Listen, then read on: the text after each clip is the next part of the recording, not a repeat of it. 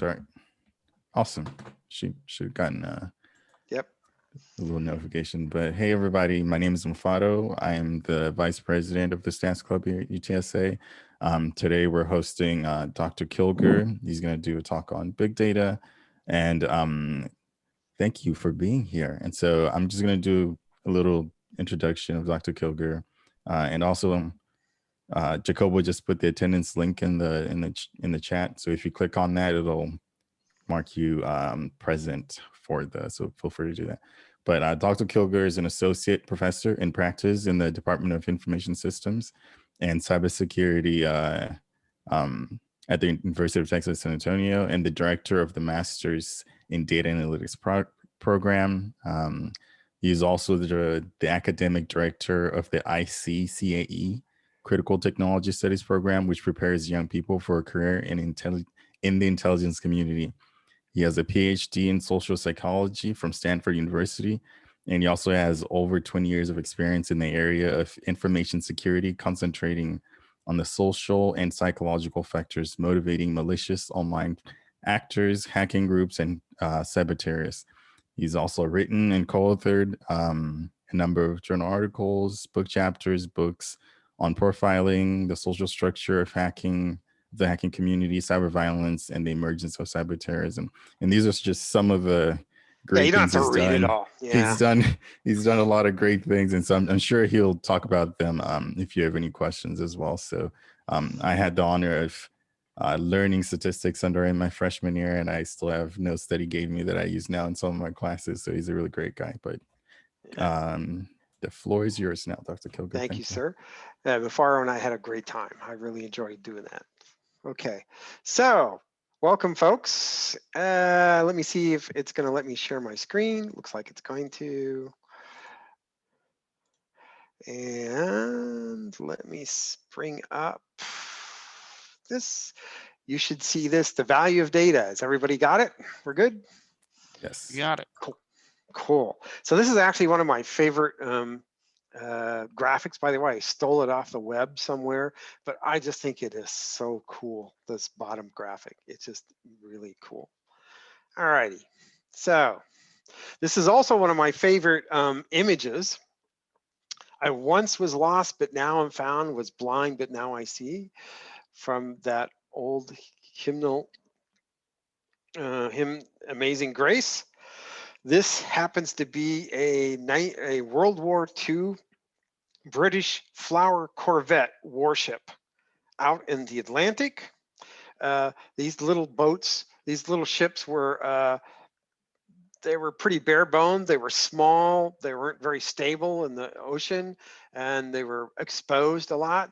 But what I like to make the analogy is that, you know, data is all around us all the time, flowing all around us, flowing in the air, flowing all over. And that if you're not a data aware person and understand how data works and how data tells stories and how to analyze data, it's like being in a whiteout, like a blizzard. You're just not going to be able to see the real world and see what's going on. So that's why I like to use this image. So let's do a couple of examples of big data in practice. 9 days before the World Health Organization announced the Ebola outbreak of 2014, something else had found it. Health Map, a data analytics initiative by Boston Children's Hospital, spotted indicators of a mystery hemorrhagic fever outbreak. Health Map data mines news reports, social media, government news sources, personal blogs of healthcare workers, and more. Utilizing a machine learning approach, they analyzed these phrases and found the Ebola outbreak 9 days before the World Health Organization. That's a pretty cool data story. Here we are. The Fed Reserve estimates credit card fraud at $27.8 billion in 2019, and that's probably a conservative estimate. If you didn't know it, there's a large, sophisticated online black market in stolen credit card numbers. There's a large selection and variety of cards available if you're interested in purchasing them. The cards typically cost $1 to $14 a card and include the little magic secret number on the back. There are varying qualities of dumps. Some of them are freshly stolen cards. They cost a lot more. Others are old card dumps. And of course, many of them have probably been reported stolen, and so they're cheaper. And the cyber criminals have product guarantees. If you buy 1,000 stolen credit card numbers and only 900 of them work, they'll give you another 100 free. Isn't that lovely? It's a tough analytical problem. Only 1 out of 1,000 financial transactions is fraudulent, so it's really sort of an outlier. But predictive errors are costly. You don't want to miss a fraudulent transaction. And on the other hand, if you deny somebody's credit card when it was a good transaction, that makes them very unhappy. So there are a lot of things that the credit card companies use. They use neural nets, decision trees, k-means, clustering, hidden Markov models, genetic algorithms, geolocational data, and all sorts of stuff to basically figure out, is this a valid credit card transaction? This is some of my own work. What you see here is a social network graph of Russian hacking gangs, cyber criminals. Basically, some colleagues and I studied 8 Russian hacking gangs, and each of these little dots is a Russian cyber criminal, Russian hacker. The little blue lines are lines of communication and friendship. So you can sort of see who's friends with who communicates with whom. The little white dots, those are script kiddies. You don't really care about them. They're not very scary. The red dots, those are the serious threat actors. And what you can see analyzing this data that was scraped from OpenJournal, which is a Russian sort of social media platform, is we found 2 types of serious threat actors. One type of serious threat actor basically embeds themselves in very thick, dense networks. They communicate with lots of people. They're friends with lots of people. But the folks you should be really scared of are out here to the left. Basically, these folks are isolated. They don't talk to many people. They don't communicate, and they don't make friends with very many people. They're doing operational security. Those are the folks you should be really afraid of. And if you're interested, whenever I cite stuff, generally there's like a site down at the bottom, so you can go read the journal article if you're interested. So let's talk a little bit of the foundations aspects of big data. You know, I'm sort of going to approach many of these big data problems from a business perspective, because I spent 17 years in the market research R&D, producing a large, major syndicated data product. And so that's where a lot of this stuff is going to come from. So traditionally, market research data came from things like pencil and paper. They mailed you a paper survey, you checked some boxes up, you mailed it back, etc. It really was kind of prohibitive to generate big data from these kinds of surveys because it was just slow, expensive, etc. So the data surfaces for individuals were thinner and fewer in number, and most consumer devices didn't really have much of any data signature at all. But now comes the internet, new technologies, mobile phones, computers, digital tablets, game consoles, set-top boxes, televisions, all sorts of smart televisions, all sorts of stuff. Now, basically, all of you right now, you're using a computer, and so that's streaming data on you, whether you know it or not. You'll probably have cell phones on you. They're probably on. They're streaming data about you behind your back. They're creating these huge, monstrous data surfaces now that never existed before.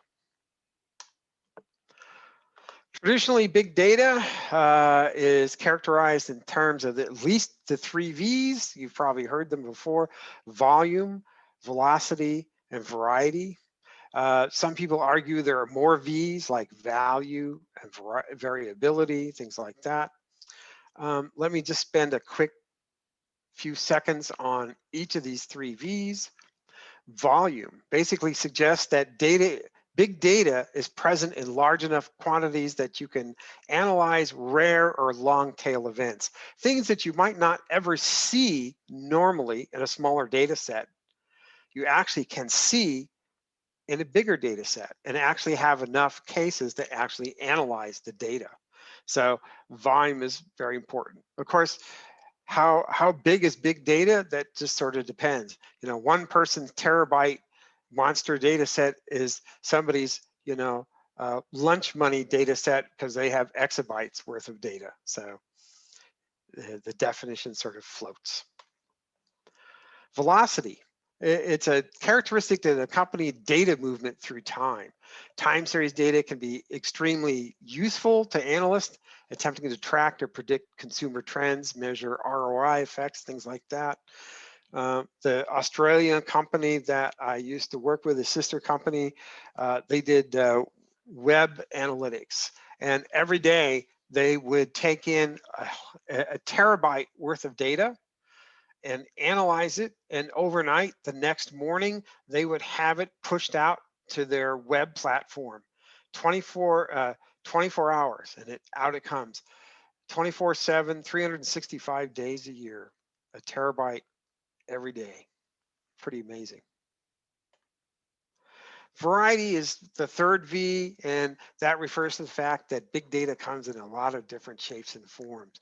It's not only just numbers, but it's text data scraped from social media sites. It's audio, sound, it's still images, it's video images, it's social network connections. It's all sorts of stuff that you hadn't thought of. So variety, okay? So tying these 3 dimensions of big data together, we can sort of produce these emergent properties. That is, you can see things that you might not otherwise see. And passive measurement, and a good example of that is passive measurement of mobile devices. You know, phones generate an incredible amount of data, as we'll sort of see in a bit. So large volumes of data such as app use, website browsing, things, communication, like how many texts did you get and how many voice calls did you make, and velocity in terms of date and timestamps. Every behavior, every element, every data point has a timestamp. And so you can look at velocity.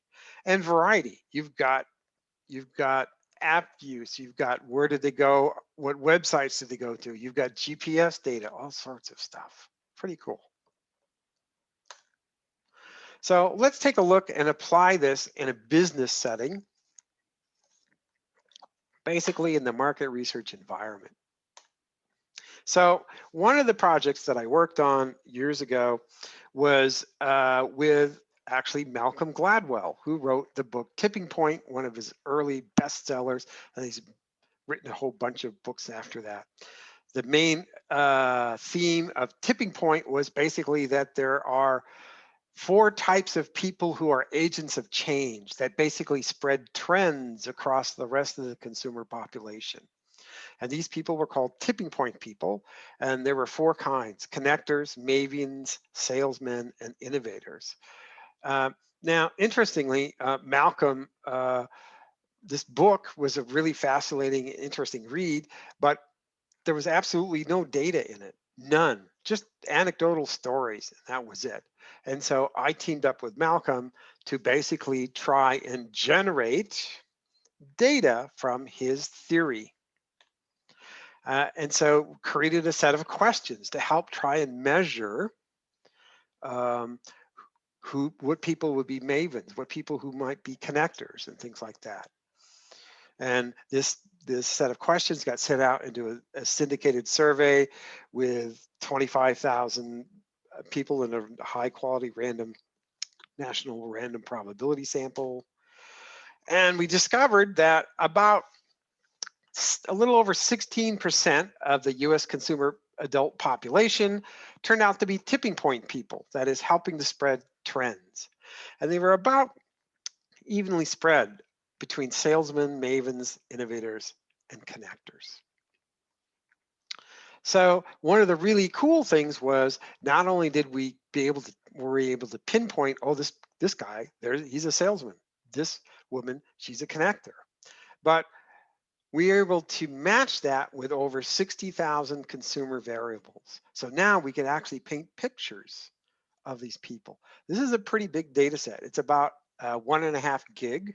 And I use this data set in the Master's in Data Analytics program in my practicum courses because analyzing big data sets is a bit different than analyzing small data sets. You learn a number of things that are sort of unique about dealing with big data sets. And so it's important to get that kind of practice. So we learned about connectors and things like they spend a lot of time on the internet communicating with others. They enjoy socially oriented sports and leisure activities. They're willing to spend money to stay youthful, looking and healthy, etc. And mavens. These mavens are people that basically, so connectors are people that connect people together. Mavens are people that are, it's like information fountains. And people go to them because they're known information sources. They enjoy spending time at home with friends and family. They're big shoppers looking for best prices, and they love primetime TV. Yeah. Salesmen. Salesmen are people that can persuade other people to believe or try things. And of course, these people are key in the tipping point to spread the trend. They tend to be very energetic and enthusiastic personalities, perfectionists, workaholics, careful money managers, involved in public activities. And so just about, they like to think that they like others to think that they're a financial success. And finally, the innovators. People will sort of put things together in new and different ways. They're at the birth of a trend. They're interested in things that provide positive change, won't hesitate to spend on electronics, love new gadgets, adventurous sports. They love cultural interests like painting, sculpture, music, etc. So we actually were able to color these tipping point people. Whereas before, all you had were these stories from Malcolm, and that was it. Now we had a 360-degree full color image of these people. And that's incredibly valuable. If you're a business and you want to have your product spread like wildfire, like a meme, you need to find these people and convince them that your product is fabulous.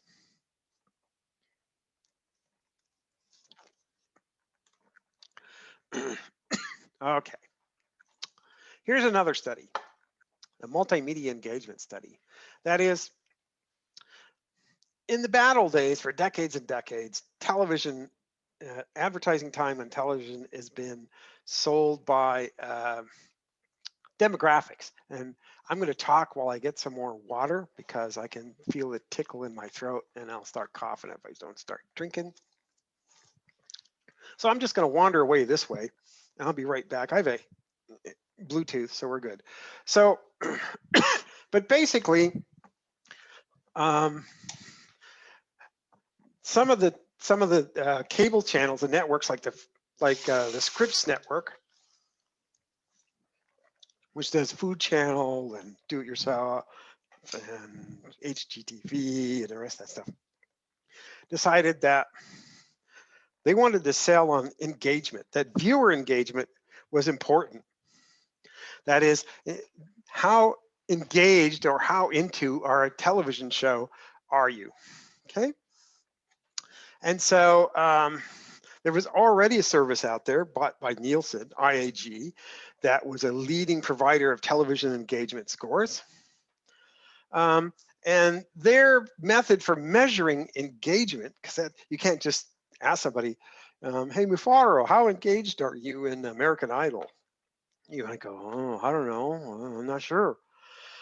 But you can ask different things. And so what IAG did was they would ask 8 questions of someone who'd watched American Idol last night.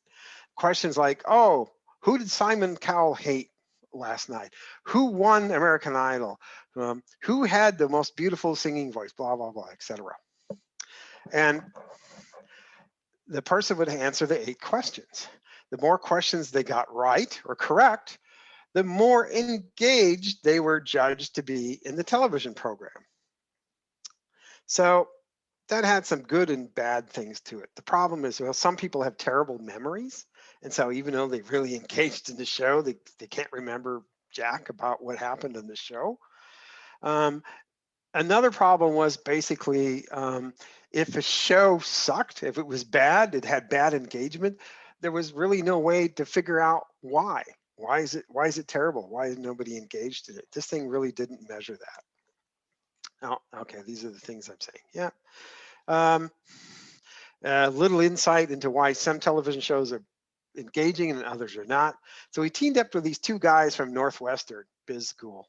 They knew something about print engagement. We knew something about television and internet engagement. And we set about doing a cross-platform set of media engagement measures across print, television, and internet. And we developed our own engagement set of measures, 5 of them. Inspirational. How inspirational was the television show? Trustworthy. How trustworthy was the television show? How life enhancing was the program? In terms of social interaction, that basically meant, how likely were you to go to the water cooler the next day and talk about the show with your friends and coworkers? And personal timeout, that is, how entertaining was this show? And then finally, there's something about ad attention and receptivity. How receptive were you to the ads on the television, and how much attention did you pay to them? And so we actually developed these measures and then used a 2-stage factor analysis to basically put these scores together. And then we used a much more sophisticated factor analytic technique to develop an overall engagement score for a media vehicle. Okay. All right. So, oh, good. Hang on a second, because I have a potential prize. There's a quiz coming, and the first person to get it right, if anybody gets it right, is gonna get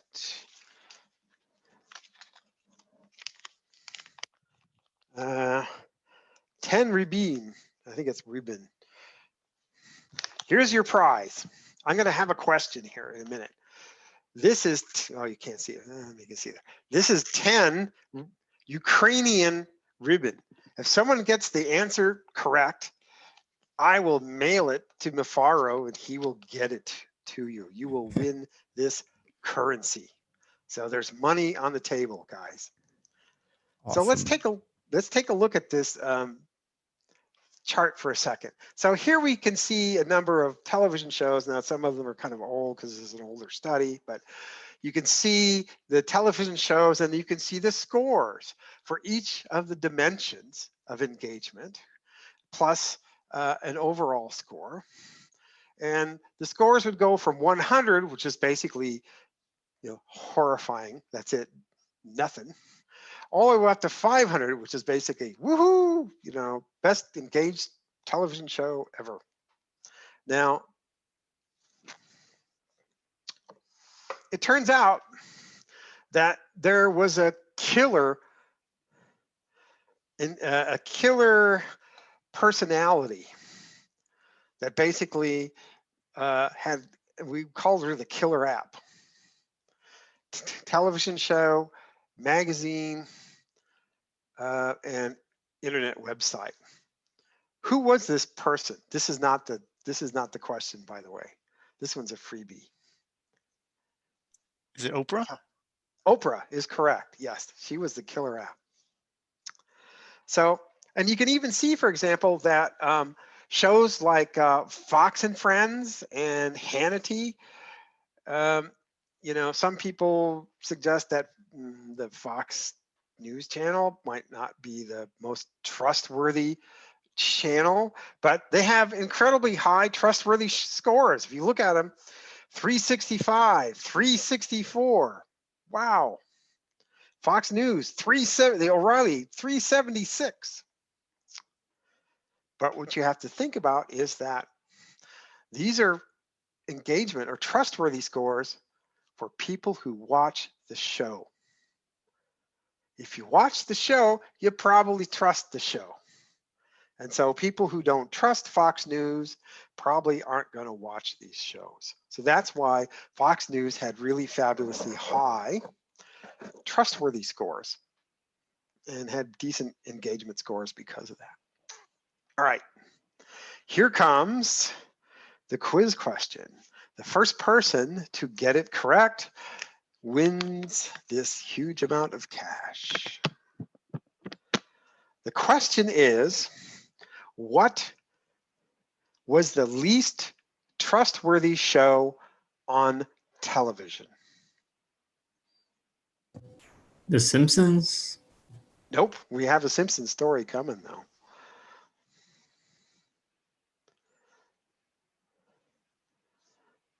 The Kardashians? The Kardashians. Nice try, but no. Alex says in the chat, The Voice. Nice. Nope.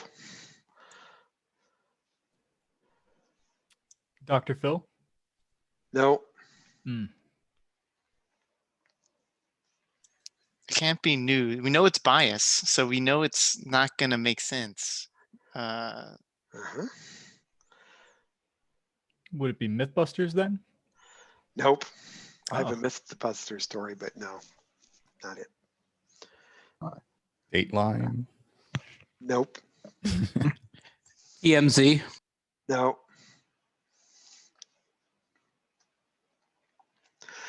I'll give you a hint. The show has been in syndication for many years and just recently went off the air.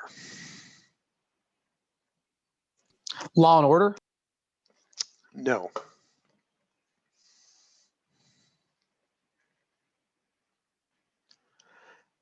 Uh-oh.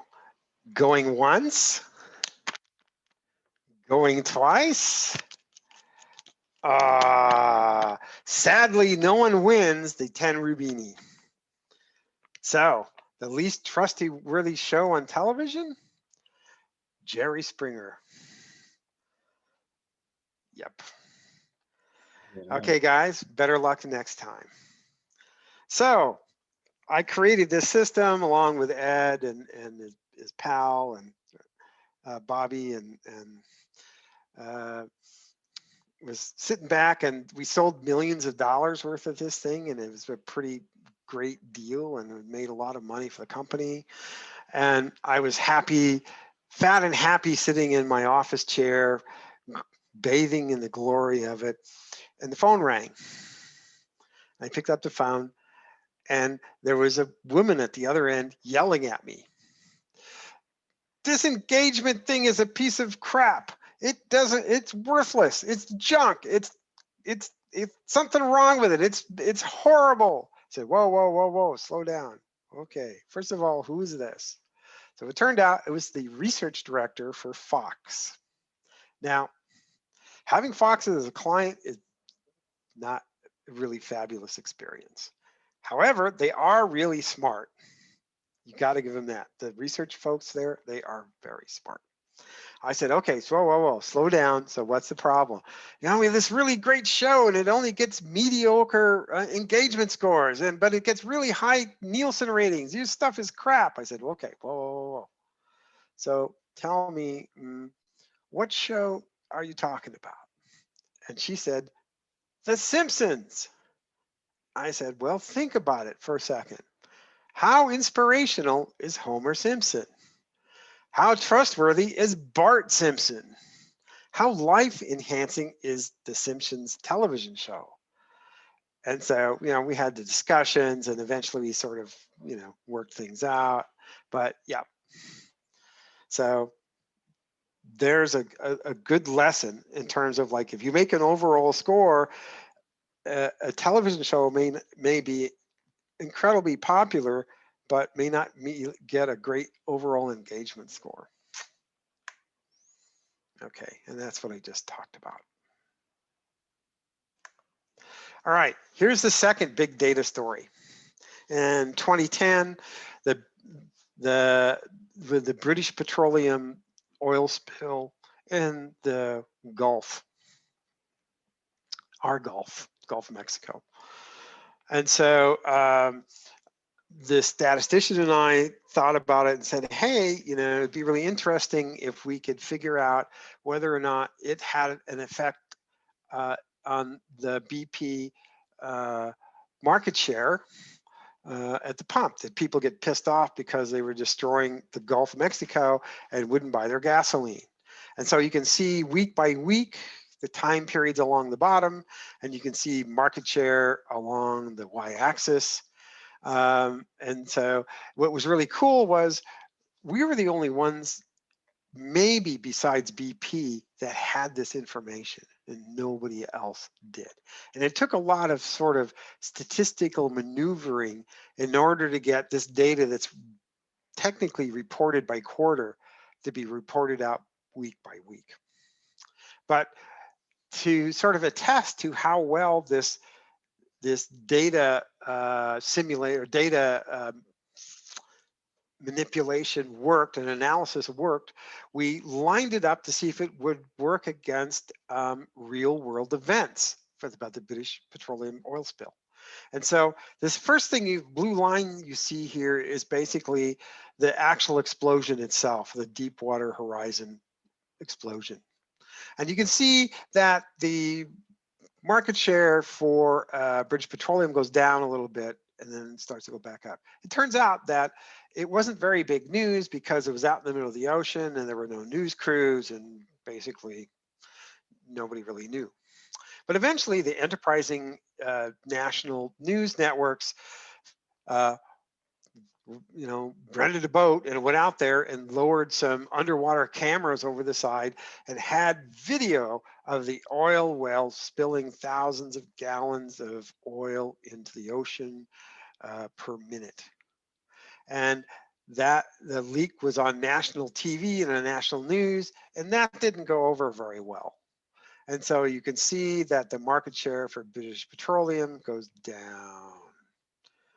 And then sadly, a number of men lost their lives in the explosion. And at some point, the national news people finally found the widows and put them on TV. Now, widows on television, that's not really very good PR.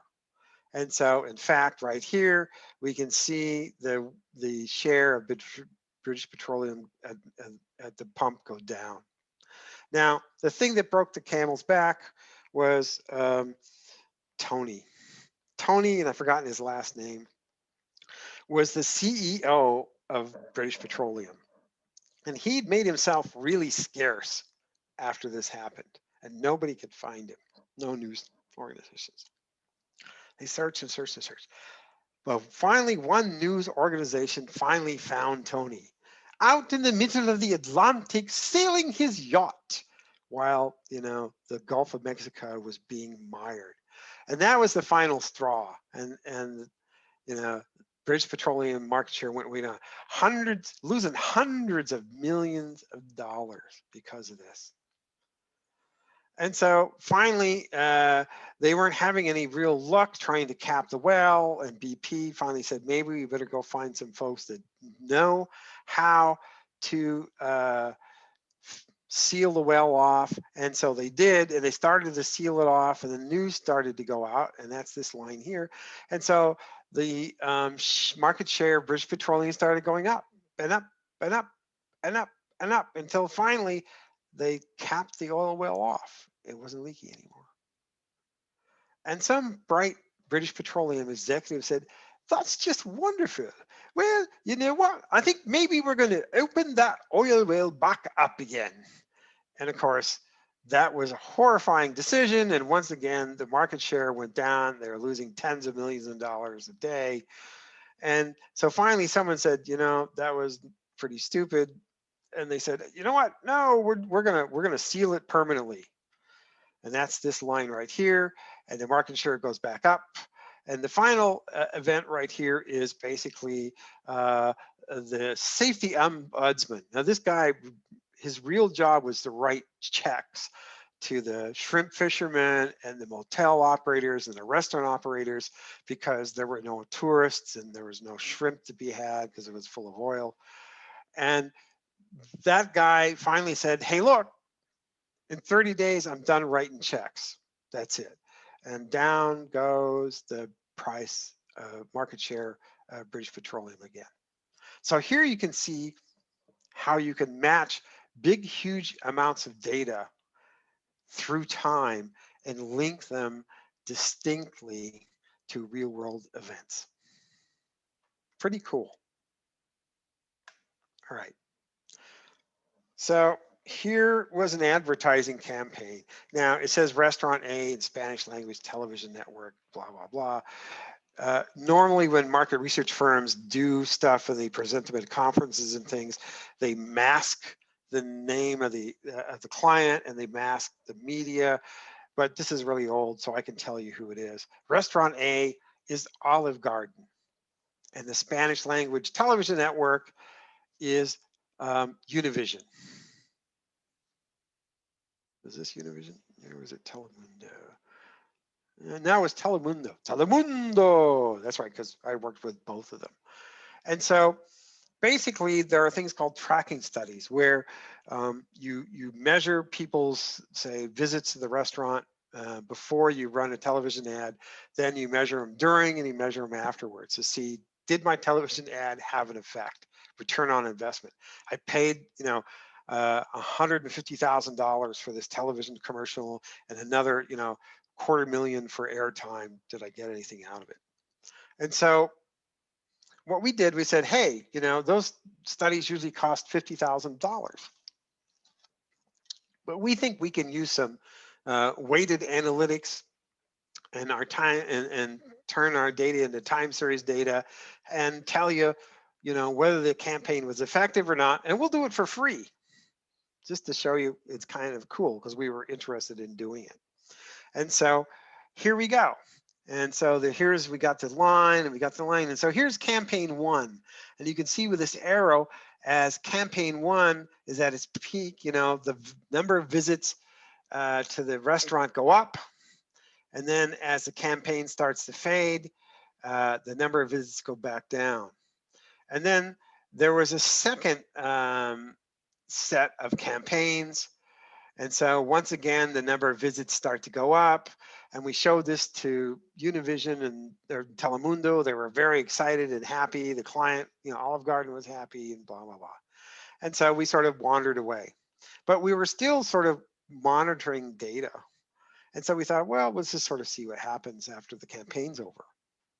Because the campaign ended right here about March 23rd. And it kept going up. We're going, huh? What happened? So we called Telemundo and said, hey, dude, what's happening? Are they still advertising? And they go, no, we're not running Olive Garden ads anymore. Well, something strange is happening. Can you ask around and see what's going on?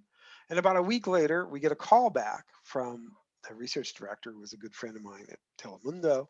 And she said, you know what? We found out what's going on. This television show that they were advertising on is a telenovela, that is a Spanish language soap opera. And they film it like every week. They scramble to write a script for the week and then they film it. And then the next week they have to write another script and film it. And basically what was happening was the telenovela, the soap opera, was being set in an Olive Garden restaurant for those episodes. And so that's why you see this basic climb like this. It was product placement, mystery solved through big data. I'm going to skip this Chipolte one. It's not that exciting, and they poisoned a lot of people, so let's move on. So let's talk about mobile behavior. When smartphones first came out, advertisers had a really hard time figuring out what to do. It's like, oh, this is a new technology and we don't know anything about the behaviors, what people do on these things. And if we advertise on it, how effective is it on a smartphone and all sorts of stuff. And it turns out that smartphones are very complex things. Unlike the old, wired landline phones, they are complex. They perform communication functions, entertainment functions, social exchange functions like social media, information search like looking for a concert, commerce, selling stuff. So we went thinking, oh, maybe we could put a passive meter on this and find out what people were doing. Because they were trying to have people write diaries down on what they were doing in their phone. Forget it. It wasn't going to happen. And so we went looking. And it turns out that at first we thought, oh, it was right around meter. Then we discovered that, well, no, you really need telecommunications engineers to write a passive meter that would record what people were doing. And those people are very, very expensive. But we finally found a company that was working on a meter and getting ready to test it, beta test it. And we said, hey, we're looking to, license a meter. We'll basically help you validate it. We'll work with you, test it. We'll tell you how valid it is, blah, blah, blah. And so we did, and what they produced was over 100 metrics. What I call a metrics melee. That is, and we had to sit down and figure out which of these metrics are important. What does it mean that you were on Facebook for 2 hours? What's the meaning of that? What's the meaning of getting 300 messages in 5 days? What's it mean when you call somebody at 2 in the morning? It's like, so basically we had to try and figure this out. There were so many of them, we couldn't figure out what to do. Now, let me see. Oh, yeah. So I'll tell you the sad business story because it's good to educate statisticians like yourselves about business. So we said, okay, this is great. And we helped the guys validate their meter. And everything was great. And we're getting ready to sort of, license it and blah, blah, blah. And the company was bought by Arbitron, the huge radio measurement company. And we said, well, okay. So IMI got bought by Arbitron. We went to talk to Arbitron and said, hey, look, we're working with your guys about this new meter. It's really fantastic. And Arbitron said, you don't have a contract. Go pound sand. Oh. Now this was bad news because being the aggressive company that I worked for, they had already sold several $1 million worth of this product, even though it did not exist yet. And so that was a problem. And so we had to go find another company. And so we found this other company in Finland, a whole bunch of Nokia refugees. And they were working on a meter. We said, hey, we'll test the meter and validate it for you. They said, okay. He said, oh, but first you're going to talk to our lawyers and we're getting the contract. And so we did, signed a contract, started collecting data. Our clients were happy. We weren't going to lose millions of dollars. And then the company got bought by Arbitron. We said, oh no, we've seen this before. And so we started talking to Arbitron about, hey, look, we're working with these guys. It's really cool. And then a couple of weeks later, Arbitron got bought in a multi-billion-dollar deal by Nielsen. So then we had to go talk to the 800-pound gorilla, Nielsen. And Nielsen said, and we said, hey, look, we have a contract. You have to do this. And they looked at it and said, yeah, you got a contract for another 9 months, and then you're out of luck. We may let you use our Indian meter. So we're going to introduce you to the guys in Calcutta. Good luck. So anyway, business story. So let's take a look here at all of the things that you might collect. So we had to sort of figure out how do we make sense out of these 100 metrics. And so we used what's called the heuristic. Are you guys familiar with heuristics? Basically, a method of making a more simple representation out of a complex process, right? And so I came up with this heuristic to help figure out what to do. And we sort of had foundational mobile metrics. We had sort of classes of things. Mobile descriptive analysis. NCS sort of combined survey and mobile data, oops, and real-time data. So we'll just take a quick spin through some of these to give you an idea of what we could do. The foundation of advertising is reach, frequency, and duration. How many unique people did you reach in a specific period of time? How many times did you reach those people? And how long did they basically, were they exposed to the advertisement or used the particular feature or app? And then you have to figure out sort of a time frame. Are you going to use hours, days, weeks, whatever? And then we got GPS data. Well, that was really cool. And so not only did we get the distance, then we get latitude and longitude of where the person was. So we could do things like, oh, look, how many times does this guy get within 500 feet of a Best Buy? Really great for geofencing, because you can say you get within 500 feet of Best Buy, send him a coupon that says, next 2 hours only, 25% off big screen TVs. But there are things like proximity class. That was proximity class. And also delta distance. That is this person a couch potato and goes nowhere? And this other guy goes all over the place? And how do you account traveling in an airplane? So all sorts of interesting things. Then the apps that people used on the phone. Did they come from the original phone operating system? Did they download them? What kind of app were they? A news app, an e-commerce app, et cetera, et cetera. Then we could begin to start doing stuff like figuring out, what time of day was Facebook most active?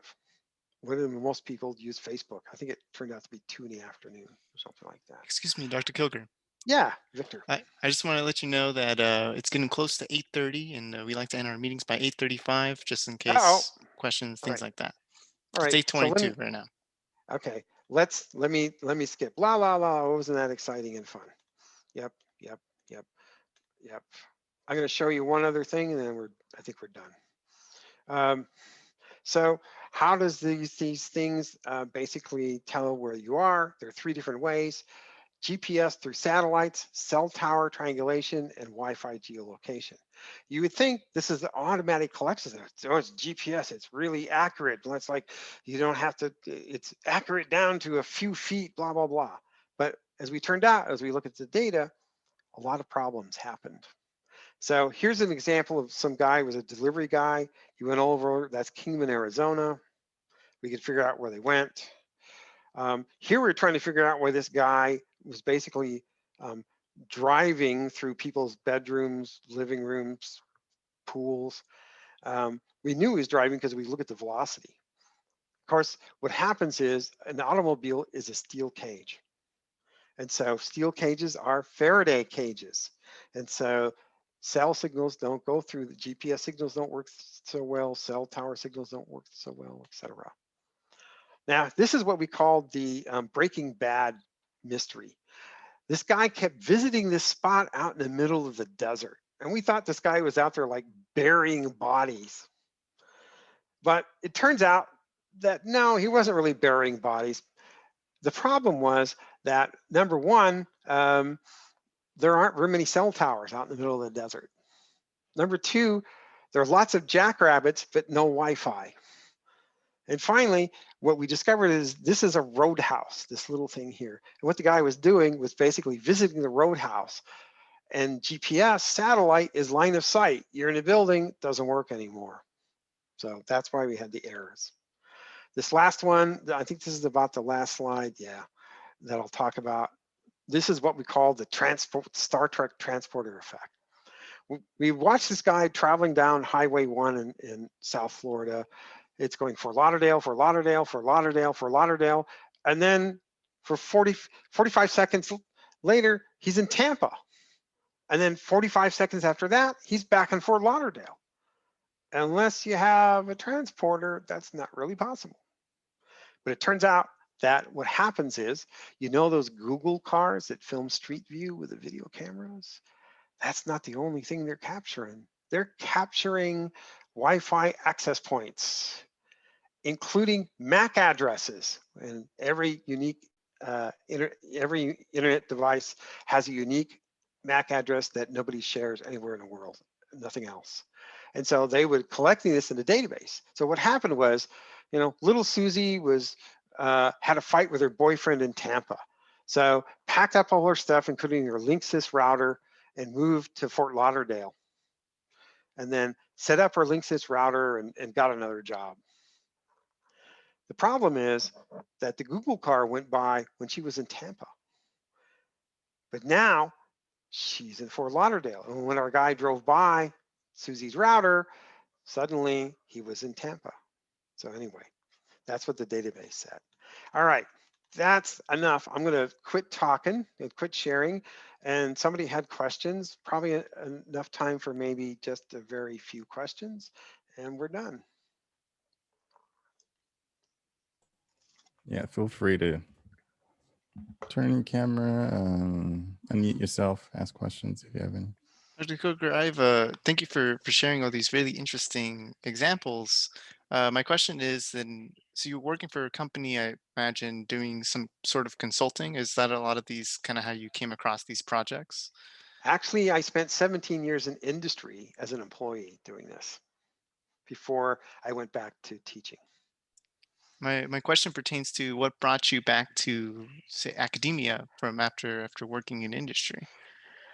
I loved teaching. I taught in the City University of New York system many years ago, and I starved. The garbage men made more money than I did.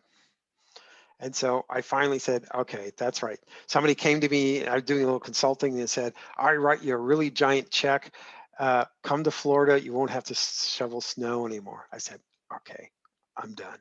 So I spent 17 years in industry, and then I used to do guest lectures at a university here nearby, and it turns out that guy knew the dean at the College of Business at UTSA, and they were looking for someone to run the new data analytics program. And that's how I went back. I love teaching. I really, love doing it. The College of Business has got enough money that they pay decently, and so I'm a very happy guy. How's that? Thank you. I think that's a good example. And everyone, I think Chogobo was about to say that please use to check the attendance link in the chat so that we can give you credit for attending our meeting. Yeah, don't forget to do that. But I actually had a question too, Dr. Kilger. Okay. Well, it's like a two-part question. First part is about the next industry, right? Or what do you think it might be? Because right now, as you know, sports marketing or sports in general is huge in data, right? Mm-hmm. Politics, right? It's huge in data. I guess, what do you think is like the next thing that hasn't fully been tapped into yet? And the second part to that question is, do you think data analytics is becoming more or less valuable in terms of the cost of it? Because more people are doing it, but it's becoming more important as well. Does that make sense? Okay, so first of all, I'll answer that one first. First of all, the cost of analytics is dropping like a rock for the most part, because machine time's basically pretty much free. There are more and more data analysts coming online. They're still getting paid really well, but basically, and it's very valuable. Almost every company now has to have data analysts, or they're going to die. And so marketing is becoming a huge consumer of data analytics.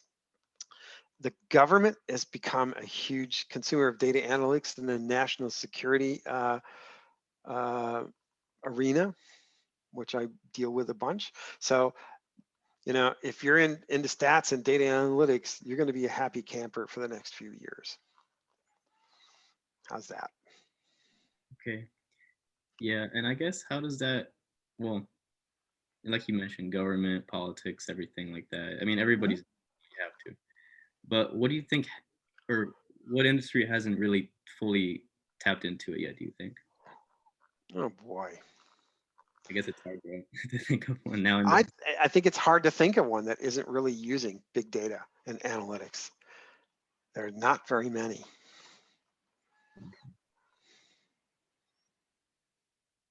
Other questions? I had a question real quick. Yep. When it came to your work with the HoneyNet project, Mhm. did you, I guess, what would you say is probably like the main, I guess not the goal, but the main, I guess, method of attack when it came to, I guess, identifying like security concerns? Because you read it online like, oh, we analyzed this, we found security breaches here, but how do you go about that? I guess how is the general overview of that system? So what a great question, Chandler. So the answer may be a little disappointing. I don't really use that much analytics in my cybersecurity research. I'm a social psychologist by training from Stanford. And so I focus on, basically I say my mission is to build a better, more comprehensive understanding of the relationships between people and digital technology from a national security perspective. That's a mouthful, but I basically look at the human element of cybersecurity from a national security viewpoint. Okay, cool. I appreciate it. Yep. Other questions? I have one question. So I'm taking a course. I think it's like information systems, and I just read a chapter on privacy and data. And so my question is, what do you think, is the future for people? Because I've seen articles on people trying to get ownership of their data, or being able to, have your own data. What do you think? Do you think that's a viable thing in the future, that people will be able to, sell their own data? That was a strategy that I tried to pitch to the company that I worked for. Hey, we can do data privacy management. And it's still an incredibly fabulous idea. Unfortunately, I'm not sure that's going to happen. And I'm sorry, Mafaro, but the simple phrase I have for you is, as far as data privacy is concerned, you're screwed. Sorry. Thank you. Other questions? Hey, Professor, I had a question myself as well. I just heard that you are a social psychologist by trade, and I'm also a psychology major with a stats minor myself. There we go. I'm looking to get into industrial and organizational psychology. Is there any specific advice you could give in the context of someone who's a social scientist trying to get into the field of data? Well, I think being a good data analytics person as a social scientist is a must. So you're on the right path. Industrial psychology, don't know, psych of orgs. I think I took that. I thought I was going to die. So basically, pretty much, I don't know a lot about it, and I don't really want to know a lot about it. So sorry. Was that helpful at all? Maybe not. Yeah, definitely. Thank you. Yeah, I'm glad you're really excited about it. I know a bunch of people who did psych of org and industrial psychology and stuff like that, and they're really excited and really happy. Unfortunately, I'd rather sort of cut my wrists. Sorry. I'm glad you're happy though. That's good. You're doing the right thing. Get as much analytical background as you can get. It will go far for you. Do you have any last question for Dr. Kilger before we have to sign off? Going once, twice. There's something in the chat. The computer science major pursuing, someone's going to have to read it for me because it sort of blew out before it.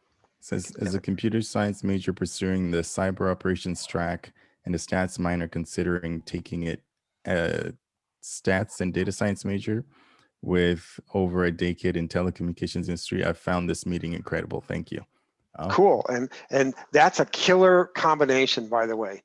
Cybersecurity or computer network operations or things like that, and data analytics, that is a golden synergy between those two things. You're going to be a happy guy. And that was from Thomas Burns. Thank you. Okay. Awesome. If we don't have any more questions, thank you, Dr. Kilger, for taking time out of your day to spend it with us. And if you haven't already signed your attendance, or please look at that link in the chat. You'll be able to get our membership, 3 events to be a full member. But if we don't have anything else, thank you so much for being with us tonight. Sure. And my apologies, Ian. I hope I didn't offend you. I'm glad you found your niche. No, not at all. Don't worry about it. Definitely something I'm gonna have to consider because I haven't taken the course yet. But yeah, it's good to get both perspectives. Okay. Yeah. Well, you might really like it. There were and actually the guys at Stanford that did that in the sociology program, they made bucket loads of money and had lots of job offers. So it's lucrative. All right. Might be worth the risk cutting. Thank you, Professor. It might be. Yeah. It might.